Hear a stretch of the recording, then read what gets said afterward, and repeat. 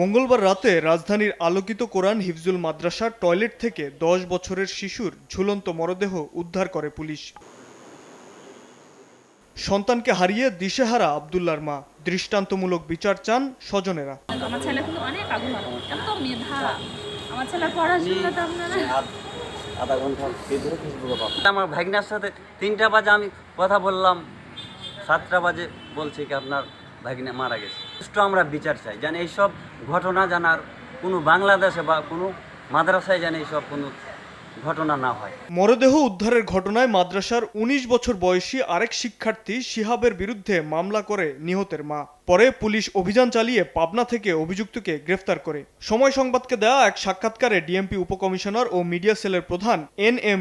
নাসিরউদ্দিন বলেন, বলাৎকারের পর আত্মহত্যার প্ররোচনার দায় স্বীকার করেছে শিহাব। তার বাড়ি পাবনা, বেড়া থেকে তাকে গ্রেফতার করে নিয়ে আসা হয়েছে গত রাতে, এবং তার ওই যে আত্মহত্যা যিনি করেছেন শিশু আবদুল্লাহ, তা আবদুল্লাহর মা বাদী হয়ে রামপুরা থানায় মামলা করেছেন।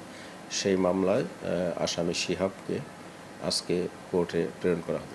শিহাবের বিরুদ্ধে এর আগেও বিকৃত যৌনাচারের একটি মামলা রয়েছে। পূর্বে অভিযোগ থাকার পরেও কেন অভিযুক্ত শিক্ষার্থীকে মাদ্রাসায় রাখা হলো, এই বিষয়টি খতিয়ে দেখা হবে বলে জানিয়েছে পুলিশ। মাদ্রাসা কর্তৃপক্ষই বলেছে যে এর আগে তার নামে এরকম ছিল, এবং আরেকটি মামলাও তার নামে আছে। এই একই কর্মকাণ্ডের আরেকটি মামলাও আছে তার নামে। শিশু আবদুল্লাহকে গ্রামের বাড়ি চাঁপাইনবাবগঞ্জে দাফন করা হয়। শাবাব ওয়াসি, সময় সংবাদ, ঢাকা।